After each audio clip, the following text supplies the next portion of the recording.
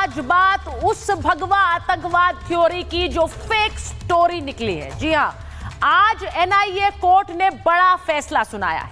Malegaon blast मामले में मुंबई की स्पेशल कोर्ट ने साध्वी प्रज्ञा सिंह ठाकुर समेत सभी 7 आरोपियों को बरी कर दिया है।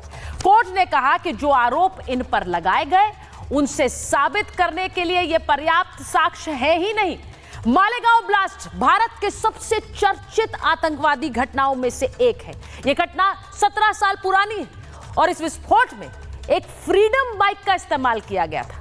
विस्फोट के बाद 6 लोगों की मौत हो गई थी और 100 से ज्यादा लोग घायल हुए थे। मालेगांव विस्फोट मामले में जो नाम सबसे चर्चित है वो साध्वी प्रज्ञा ठाकुर का है, जो आज सेलिब्रेट करती हुई नजर आई। उनका वो सेलिब्रेशन की तस्वीरें दिखाई है। 17 साल तक प्रताड़ना झेलने के बाद साध्वी प्रज्ञा ठाकुर को बरी कर दिया गया। लेकिन इस मालेगांव ब्लास्ट के बाद एक शब्द जो सामने आया वो भगवा आतंकवाद था। साध्वी प्रज्ञा की तस्वीरें चलाइए प्लीज। इस शब्द का प्रयोग पहली बार 2008 में गृह मंत्री पी चिदंबरम ने किया था। उनके बाद दिग्विजय सिंह ने भगवा आतंकवाद शब्द का प्रयोग किया। इस संबोधन पर बीजेपी ने कड़ी आपत्ति जताई थी और कहा था कि आतंकवाद का कोई धर्म नहीं होता है। इस विस्फोट को हिंदू आतंकवाद का परिणाम कहना हिंदू धर्म और संस्कृति का अपमान करना है। आज महाभारत में सवाल पूछ रही हूं कि क्या कांग्रेस की यह सोच थी कि हिंदू आतंकवाद का एक नैरेटिव फैलाया जाए। आज महाभारत में सवाल पूछ रही हूं कि हिंदूवादी संगठनों, आरएसएस, बीजेपी के खिलाफ एक माहौल बनाने के लिए क्या यह फेक नैरेटिव फैलाया गया, क्योंकि बीजेपी का आरोप यही है। और सवाल यह भी कि फैसला मालेगांव ब्लास्ट ही नहीं, क्या भगवा आतंकवाद वाली राजनीति पर भी आया है, क्योंकि सब के सब बरी कर दिए गए। अब भगवा आतंकवाद का यह फेक नैरेटिव का मतलब क्या है, मैं आपको तस्वीरें दिखाती हूं। आज साध्वी प्रज्ञा की तस्वीरें जरा चलाइए। साध्वी प्रज्ञा जिन्होंने कहा कि उन्हें प्रताड़ना झेलनी पड़ी थी, आज इस फैसले के बाद वो विक्ट्री साइन दिखाती हुई नजर आई। एक सेलिब्रेशन उनके घर पर था। कहा यह भी जा रहा है कि एक प्रेस कॉन्फ्रेंस वो करेंगी और इस पूरे मामले पर अपनी बात रखेंगी। लेकिन सवाल यह है कि क्या राजनीतिक षड्यंत्र के तहत एक धर्म को आतंकवाद से जोड़ा गया, हिंदू आतंकवाद फैलाने की बात कही गई? क्या राजनीति इस स्तर तक गिर सकती है? आज महाभारत इसी पर कर रही हूं। मेरे साथ मेरे मेहमान जुड़ेंगे, लेकिन पहले एक रिपोर्ट आपको दिखा देती हूं। कांग्रेस दुनिया को हिंदू आतंकवाद की थ्योरी बेचने में लगी हुई थी। मैं आज दुनिया के सामने, देश की जनता के सामने गर्व से कहता हूं कि हिंदू कभी टेररिस्ट नहीं हो सकता। साध्वी प्रज्ञा पर लगा आतंकवाद का धब्बा आज मिट गया। 17 साल, 7 आरोपी, फेक नैरेटिव, भगवा आतंकवाद का झूठा प्रोपेगेंडा आज पूरे तरीके से ध्वस्त हो गया। यूपीए सरकार के समय देश में आतंकी घटनाएं हुई तो कांग्रेस के नेताओं ने कहा कि आतंकवाद का कोई धर्म नहीं होता, लेकिन भगवा आतंकवाद का फेक नैरेटिव फैलाने में कांग्रेस को जरा भी झिझक नहीं हुई। 2008 में मालेगांव बम ब्लास्ट के बाद देश ने एक नया शब्द सुना, भगवा आतंकवाद। मैं आज कायम हूं कि जितने भी हिंदू धर्म वाले आतंकवादी पकड़े गए हैं, सब संघ के कार्यकर्ता रहे हैं, किसी न किसी। मालेगांव बम ब्लास्ट केस में कांग्रेस ने साध्वी प्रज्ञा समेत 7 लोगों को आरोपी बनाया। उन्हें जेल में यातनाएं दी गई, मारा पीटा गया। गालियों के साथ, इसको साली के साथ और तमाम गालियां देते हुए इसको तो मैं देखता हूं, और जितनी इनमें ताकत थी वो पूरी ताकत इन्होंने मेरे ऊपर बरसा दी बेल्टों को मारते हुए। और इस व्यक्ति को हम यदि कोई भी उपमा दे वो छोटी होगी, राक्षस भी कहे तो भी छोटा होगा, क्योंकि ये बहुत ही निम्न स्तर का व्यक्ति है। जिस धमाके में हिंदू आतंकवाद की झूठी थ्योरी गढ़ी गई, झूठे मुकदमे में फंसाकर बेकसूरों को टॉर्चर किया गया, उनके खिलाफ क्या कोर्ट कोई कार्रवाई करेगा? आज बड़ा सवाल यही है।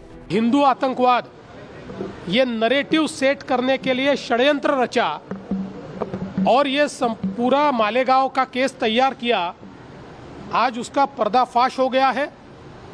कोर्ट ने सबूतों के आधार पर एक इतना खोखला था, ये कैसा षड्यंत्र था, ये किस प्रकार से रचा गया था, ये सारी चीजें सामने लाई हुई है। आज उनकी रिहाई नहीं है, पूरे हिंदू समाज की रिहाई है और भगवान के सम्मान की रिहाई है। मैं उन कोर्ट का अभिनंदन करती हूँ और जो लोग छूट करके आए हैं उनकी तो मैं जीवन भर पूजा करूंगी। बाकायदा माननीय न्यायालय ने ये साबित कर दिया, उन सभी को बरी कर दिया। ये देश आज, लेकिन देश बहुत दुखी होगा। वो सारे 100 करोड़ हिंदू आज दुखी होंगे बजाय प्रसन्नता के, क्योंकि 17 साल में तो आदमी की जिंदगी खत्म ही हो गई। कोर्ट ने सभी 7 आरोपियों को बरी क्या किया? एमआईएम अध्यक्ष ओवैसी भड़क गए हैं। सरकार पर उन्होंने कई सवाल खड़े कर दिए। 17 साल के बाद कोर्ट ने तमाम आरोपियों को एक्विट कर दिया।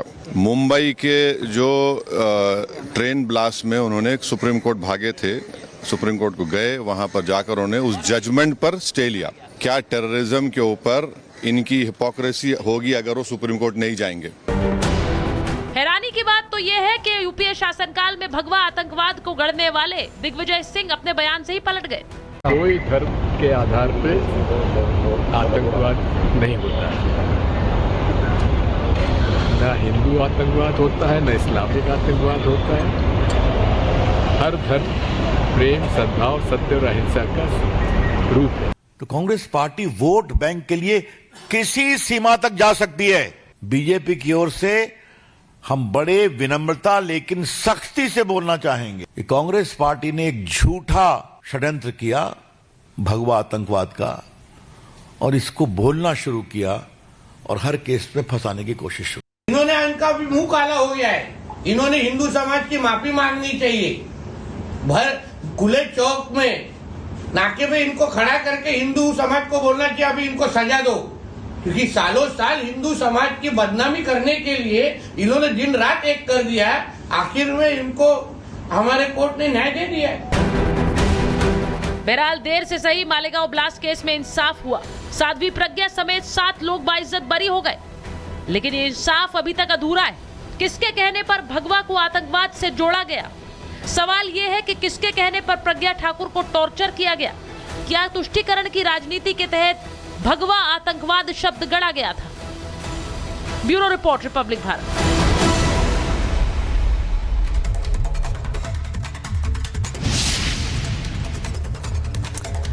आज महाभारत में जो हम बात करने वाले हैं, इस पूरे फैसले के बाद जिस तरह के सवाल खड़े हो रहे हैं, उन्हीं सवालों से मैं शुरुआत कर रही हूं। मेरे साथ जो मेहमान हैं उनका परिचय आपसे करा देती हूं। बीजेपी के राष्ट्रीय प्रवक्ता सरदार आरपी सिंह जुड़ रहे हैं हमारे साथ। स्टूडियो में आचार्य राज मिश्रा हैं, अवधेश कुमार जी वरिष्ठ पत्रकार, संजीव उनियाल जी राजनीतिक विश्लेषक हैं, वरिष्ठ वकील हैं, वरुण पुरोहित जी कांग्रेस के नेता हैं, सैयद जवाद साहब राजनीतिक विश्लेषक हैं, कांग्रेस के समर्थक हैं, मुमताज आलम रिजवी साहब मुस्लिम स्कॉलर भी हैं, पॉलिटिकल एनालिस्ट भी हैं। लेकिन मैं शुरुआत सबसे पहले इस बात से करना चाहती हूं कि क्या वाकई भगवा आतंकवाद को लेकर एक फेक नैरेटिव बनाया गया, और इस फेक नैरेटिव को इस देश में क्या राजनीतिक षड्यंत्र के चलते ही शुरू किया गया? मैं एक बार शुरुआत कर रही हूं, सरदार आरपी सिंह साहब आपके साथ अगर मैं शुरुआत कर लूं, मुझे जरा बताइए, आज जब 7 के 7 बरी किए गए तो कोर्ट ने कहा है आतंकवाद का कोई धर्म नहीं है, लेकिन हम इतने साल भगवा आतंकवाद की बात फिर क्यों सुनते रहे?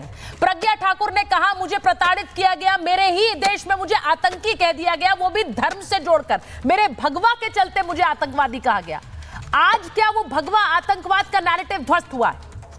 सरदार साहब नमस्ते। पहले तो मेरा आपकी एक इंट्रोडक्शन पे ऑब्जेक्शन है। आपने कहा फेक स्टोरी निकली। ये फेक स्टोरी निकली नहीं, ये फेक स्टोरी बनाई गई थी, और ये सोची समझी चाल के अंतर्गत बनाई गई थी, और देश के हितों को कंप्रोमाइज करते हुए बनाई गई थी। मैं आपको वो सब जानकारियां तो आपके पास होंगी, किस प्रकार से समझौता ब्लास्ट में क्या हुआ, हैदराबाद मक्का मस्जिद में क्या हुआ, अजमेर बम ब्लास्ट में क्या हुआ, या किस प्रकार से शरद पवार जी ने एक 12 ब्लास्ट हुए थे, 13वां ब्लास्ट गढ़ दिया था।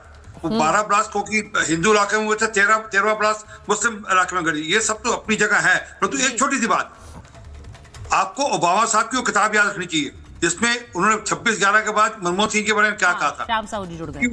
उन्होंने मनमोहन सिंह जी ने 26/11 के बाद हमला करने से इसलिए मना कर दिया पाकिस्तान पे कि भारत में कई राष्ट्रवाद की लहर ना दौड़ पड़े और उसका लाभ कहीं विपक्ष को ना मिल जाए।